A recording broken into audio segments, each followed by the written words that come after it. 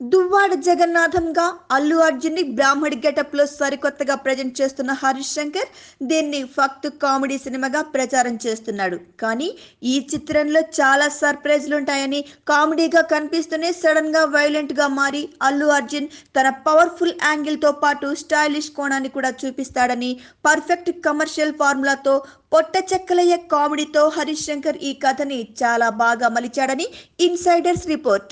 గబ్బర్ సింగ్ చిత్రం తర్వాత హరీష్ శంకర్ అదే రేంజ్ లో కదం తొక్కిన సినిమా ఇదేనట. అల్లు అర్జున్ తో బ్రాహ్మడి గెటప్ లో చేయించిన కామెడీ అలరిస్తే, అదే సమయంలో సెకండ్ హాఫ్ లో చూపించే హీరోయిజం పీక్స్ లో ఉంటుందట.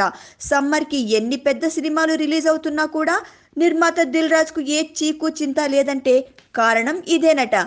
శతమానం భవతి, నేను లోకల్ ఎలాగైతే మినిమం గ్యారంటీ సబ్జెక్ట్ లో ఇది కూడా అలాగే మినిమం గ్యారంటీ సినిమా అని, గురి తప్పే అవకాశమే లేదని దిల్ రాజు కు చాలా కాన్ఫిడెంట్ గా ఉందట.